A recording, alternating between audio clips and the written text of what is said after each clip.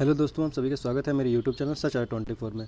दोस्तों, आज मैं जॉब नोटिफिकेशन के ऊपर बात करने वाला हूं जो कि इंडियन नेवी की तरफ से आई हुई है। और इस वीडियो को लास्ट तक देखिएगा। इस नोटिफिकेशन से रिलेटेड अगर कोई भी आपको डाउट होता है तो आप मुझे कमेंट सेक्शन में बता सकते हो, या फिर आप मुझसे टेलीग्राम पे भी जुड़ सकते हो, जहाँ पे आप मुझसे डायरेक्ट कोई भी सवाल पूछ सकते हो। ठीक है, या अपने करियर से रिलेटेड हो गया, ठीक है, ITI से रिलेटेड हो गया, अप्रेंटिसशिप से रिलेटेड हो गया, या किसी और चीज़ से रिलेटेड अगर आपको कोई भी डाउट होता है तो आप मुझसे वहाँ पे डायरेक्टली क्वेश्चन पूछ सकते हो। ठीक है, तो चलिए स्टार्ट करते हैं। तो देखिए, जो नोटिफिकेशन है ये इंडियन नेवी की तरफ से आया हुआ है। ठीक है, हाल ही में इसका नोटिफिकेशन अभी जारी हुआ है, और पर इसका जो फॉर्म स्टार्ट है अभी तक स्टार्ट नहीं किया गया है। ठीक है, वो 22 फरवरी से स्टार्ट होगा, वो बाकी आगे मैं बताऊंगा। पोस्ट की बात करें तो ये ट्रेडमैन मेट्स की पोस्ट है। ठीक है, ये ग्रुप सी के पोस्ट है और नॉन गेजेटेड पोस्ट है, तो काफ़ी अच्छा पोस्ट है। देखिए, ग्रुप सी की पोस्ट है और ग्रुप डी में भी नहीं आता है आपका ट्रेडमैन मेट्स, क्योंकि कई लोगों का जो मन के अंदर ये होता है कि जो ट्रेडमैन मेट्स होता है वो ग्रुप डी के अंदर पोस्ट आता है, पर ऐसा नहीं है, ये ग्रुप सी का पोस्ट है। ठीक है दोस्तों, तो ये ध्यान से भरिएगा।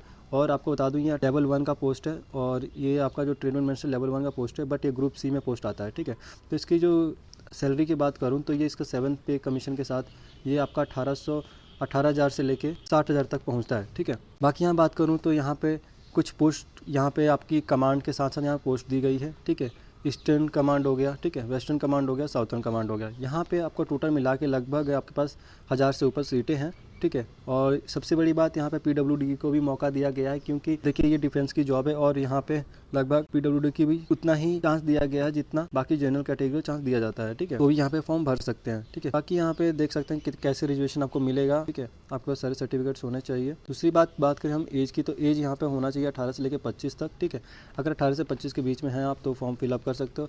इनिशियल क्वालिफिकेशन की बात करें तो 10th पास आउट और आपके पास ITI की सर्टिफिकेट होना चाहिए। ठीक है, अपेयरिंग वाले आप नहीं फॉर्म भर सकते हो। ठीक है, जिनका भी लास्ट डेट फॉर्म का जो सबमिटेशन डेट है 7 तारीख, उससे पहले 7 तारीख से पहले अगर आप पूरा हो चुका है, आपका पास डिग्री सर्टिफिकेट एग्जामिनेशन हो चुका है, तो आप ये फॉर्म भर सकते हो। ठीक है, बेशक।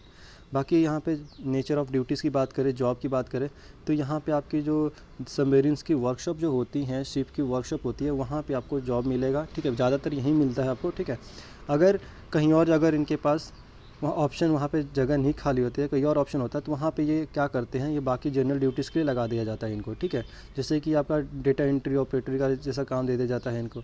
ठीक है, या फिर कैरिंग ऑफ फाइल्स, इधर से उधर फाइल को ले जाना का काम दे देते हैं, तो बहुत सारे काम दे दिया जाता है। ठीक है, तो इसमें आपको घबराने की जरूरत नहीं है, ग्रुप सी की पोस्ट है तो अच्छी पोस्ट है, कोई बड़ी दिक्कत नहीं होगी। ठीक है, एज रिलेक्शन की बात करूँ तो यहाँ पे एज रिलेक्शन में आपको यहाँ पे ST SC और OBC के लिए दिया गया है कितना आपको चाहिए। ST SC के लिए 5 साल, OBC के लिए 3 साल, PWD के लिए 10 साल का दिया गया है, एक्स सर्विसमैन के लिए भी 3 साल दिया गया है। बाकी आप देख सकते हैं जहाँ भी आपको यहाँ पे दिक्कत होता है तो एज रिलेक्शंस के हिसाब से। एग्जाम सिटी की बात करें तो आपको यहाँ पे 3 प्रेफरेंस मिलेगा। ठीक है, आप अपने हिसाब से तीनों लोकेशन आप सेट कर सकते हो। ठीक है, आगे बात किया जाए तो यहाँ पे मोड ऑफ सिलेक्शन की बात किया जाए तो आपका सिलेक्शन कैसे होगा।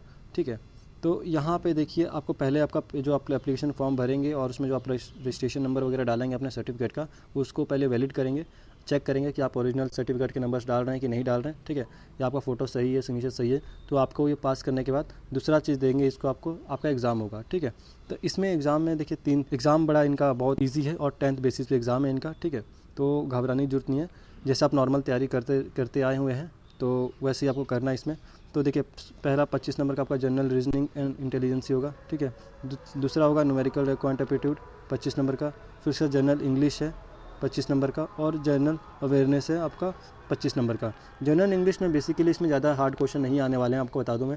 ठीक है, इसमें एक कॉन्फिडेंशियल आएगा, जैसे कि एक पैराग्राफ दे दिया और उसके रिलेटेड 10 क्वेश्चन दे दिए, इस टाइप का क्वेश्चन आएगा। जो सिलेबस है वो आपका 10th बेसिस पे सिलेबस होता है, यहाँ पे दिया गया है, देख लीजिए। जो आपको आसान सिलेबस है, कोई ज़्यादा हार्ड सिलेबस नहीं है। ठीक है, नॉर्मल आप जो कॉम्पिटिशन की तैयारी करते आए हैं वैसे ही आपको इसके लिए करना है। ठीक है, बाकी इसका एग्जाम डेट के लिए अभी तक कुछ नोटिफिकेशन नहीं दिया गया। ठीक है, कब तक इसका एग्जाम होगा, बट इसका फॉर्म स्टार्ट होने वाला 22 तारीख से। ठीक है, अब इंपॉर्टेंट डेट्स की बात करें तो यहाँ पे जो आपका ऑनलाइन ओपनिंग होगा रजिस्ट्रेशन के लिए वो 22 फरवरी से स्टार्ट होगा, और क्लोजिंग ऑफ रजिस्ट्रेशन का होगा 7 तारीख। ठीक है, 22 तारीख से फॉर्म स्टार्ट हो जाएगा और 7 तारीख का लास्ट डेट है। तो आप कोशिश कीजिएगा 22 से 28 के बीच में ही अपना फॉर्म भर के क्लियर कर दीजिएगा। ठीक है, क्योंकि जैसे ही आप लास्ट में जाएंगे तो वहाँ पे आपका थोड़ा रश हो जाएगा, साइट स्लो हो जाएगी, फिर आप फॉर्म नहीं भर पाओगे, धीरे धीरे हो जाएगा फिर। ठीक है, बाकी यहाँ पे कुछ गाइडलाइंस दी गई है, अगर आपको गाइडलाइंस में कोई कहीं भी आपको दिक्कत हो रही है तो आप जाके की वेबसाइट पर जाके चेक कर सकते हो। ठीक है, बाकी यहाँ पे फोटो की डिटेल्स दी है कि आपको फोटो कितनी KB की होनी चाहिए। ठीक है, फोटोग्राफ आपकी 20 से 50 KB की होनी चाहिए। ठीक है, कास्ट सर्टिफिकेट जो आपकी जो होती है आपकी 50 से 200 KB की होनी चाहिए। ठीक है, EWS कास्ट का सर्टिफिकेट जो होता है, EWS सर्टिफिकेट आप बनवा लीजिए लीजिएगा, अगर आपके पास नहीं है तो बहुत दिक्कत होगी, ठीक है। बाकी बर्थ सर्टिफिकेट के लिए आप अपना